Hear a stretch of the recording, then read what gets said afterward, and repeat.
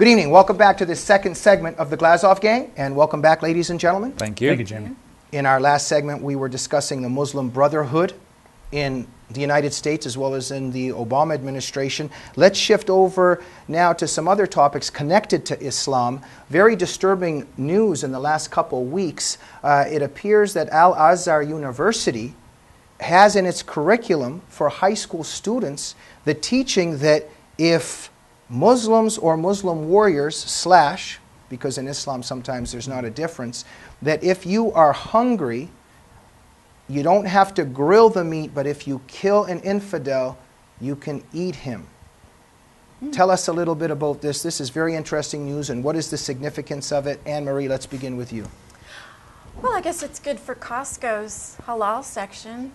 They'll have a new variety of meat as long as you don't cook and grill it, right? If this was being taught anywhere else in the if there was a church in rural Kentucky preaching about marrying multiple wives and sacrificing goats, daily, they would be attacked by the media. But cannibalism gets a free pass with the media. What's wrong with this country? Cannibalism. And very interesting that in 2009, when Obama went and gave the speech in Cairo, he was praising Al-Azhar University. Oh, yeah. And so, but Mike, let me move over to you for a minute. Absolutely, Anne-Marie's pointing out the double standards. If this was any other religion teaching this, this would be on Anderson Cooper and Pierce Morgan. Look, this is actually being taught by, a renowned and respected religious university. What's the significance of it here? What do you think? Well, if it was just something that was in the Quran 1,500 years ago, and of course Islam is very interpretive and moderate, so we don't have to take anything seriously or at its word that was written 1,500 years ago. And of course that's the problem. Muhammad can marry a 7-year-old, consummate the marriage at 9. Now, in a normal sense, religion, over the 1,500 years, we would kind of, Islam would kind of grow up in a sense, reform itself, and say, obviously that's not appropriate for today.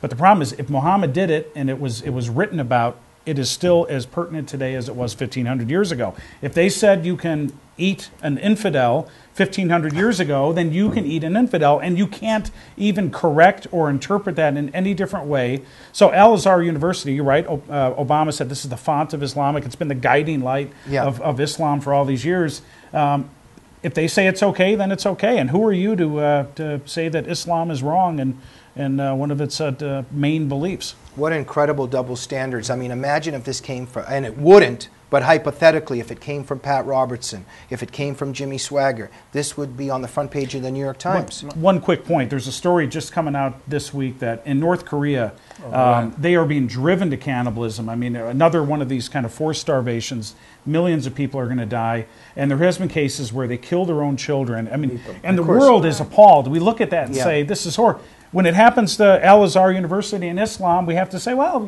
it's a life choice. We can't be critical. And if by being critical, you're going to be attacked as being an Islamophobe. Absolutely. Now, Dwight, I don't want to steal your idea and what you're going to say in a minute, but I wanted to say as myself, a student of communist history and Soviet history, also of jihadi history, you keep running into, for some reason, with these totalitarian ideologies, cannibalism.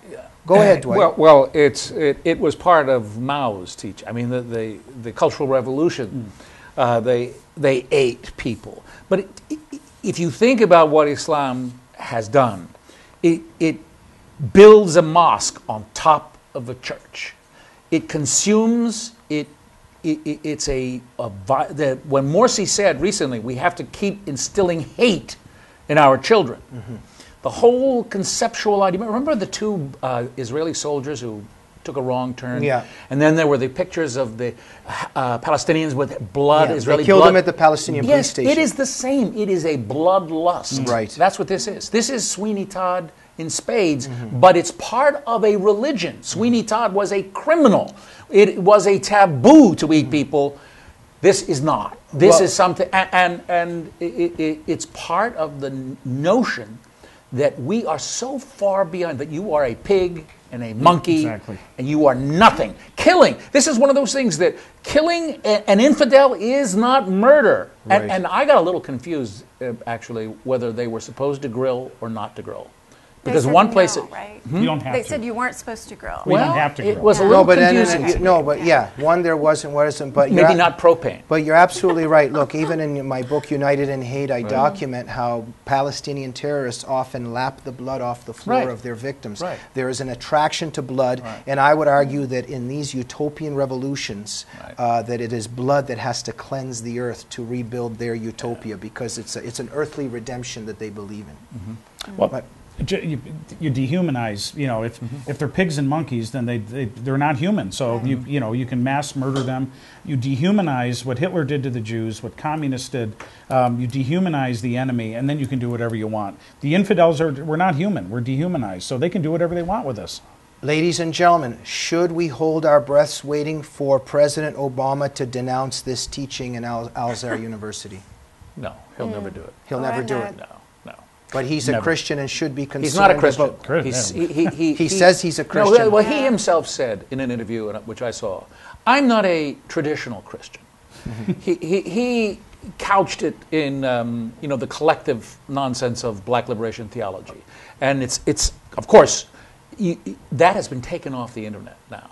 When Yeah. he said that, I'm not a traditional. Well, Dwight, I'm a little bit interested in, we have a supposedly Christian president, and we have a genocide of Christians in the Right. Middle East, and He's never not a talked word, about it. not a Never, word. never. And in Sudan, not a word.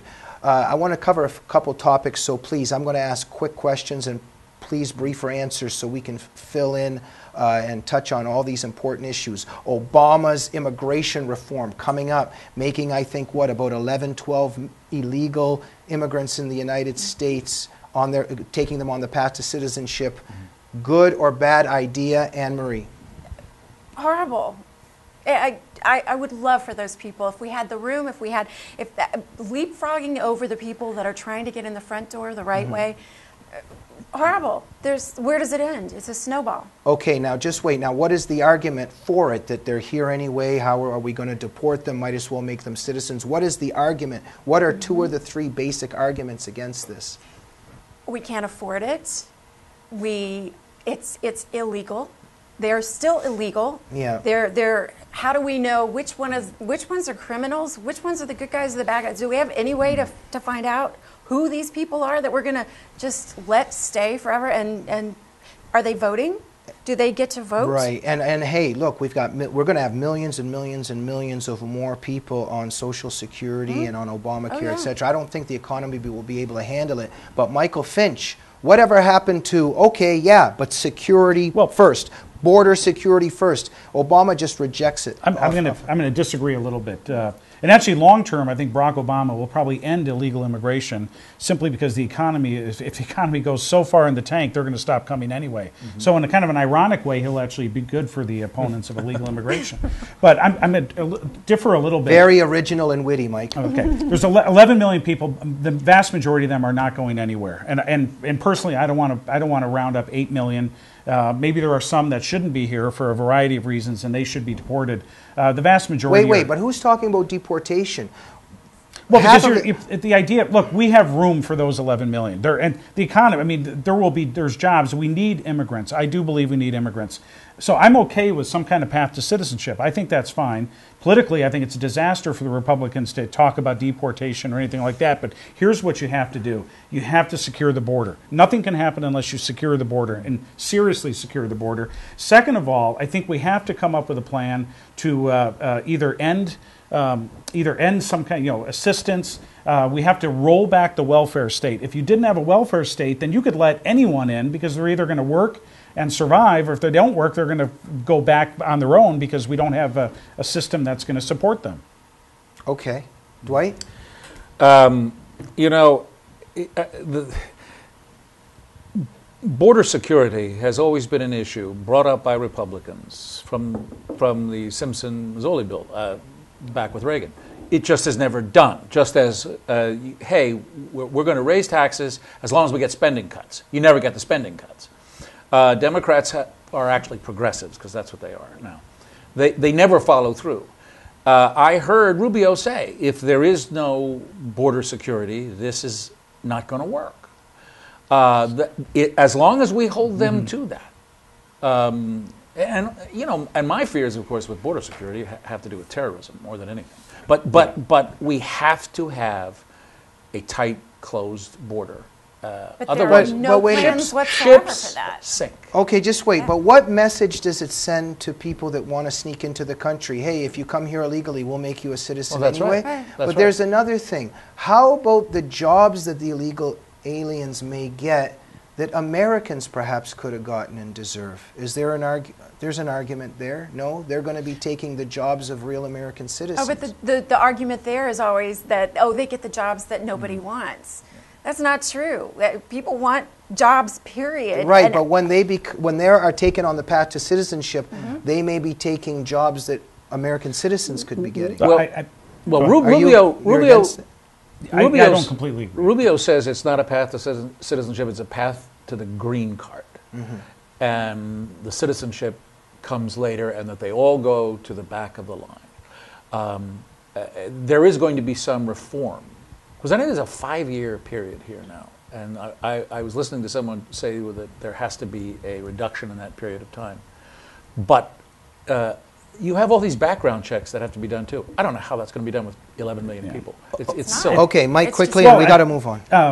Look, the legal immigration system in this country is a disaster, Yes, right? So it that is. has to be completely overhauled. Yes. We have Yeah. to change the legal immigration. We have to secure the border. On the job front, look, we can absorb 11 million. If the economy grows at what it should be growing at, we're going to need immigrants. I mean, unless our birth rate balloons to over four children per household, then we're going to have immigrants. So I'm okay with the amount of immigrants that we're getting. I don't think this is a drain on. But I'm saying the hypothetical situation where an illegal citizen, an illegal immigrant becomes a citizen and is able to get a job that an American citizen could have received. Is there any legitimacy to that argument?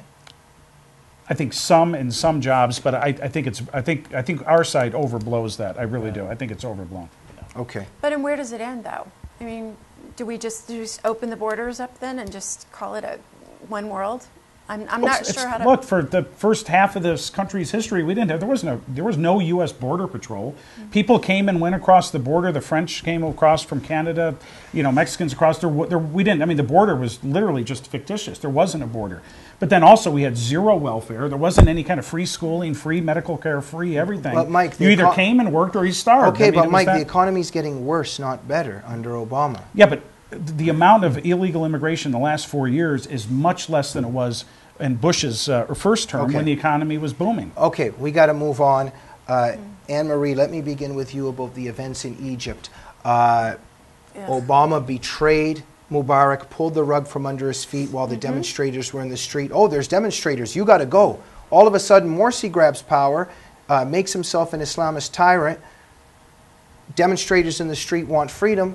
What does Obama do? Instead of saying, you got to go, he gets on the phone and says the F-16s are coming. Yeah. Anne-Marie, how do you read the situation and what's going to happen in Egypt? Lord have mercy. How can they call this a victory? There are so many nefarious things with this whole Egyptian thing. And for me, a lot of people don't understand. A lot of regular people like me don't understand. Morsi went to college here in California. He got his PhD at USC in engineering, and he worked for NASA for a while, and his wife was a part of the Muslim Brotherhood, as was Huma Abedin, in the same kind of sect. All of a sudden, he rises up, is the president of Egypt. Where did that come from? And he had, with the support of Secretary of State Clinton, working with Huma Abedin.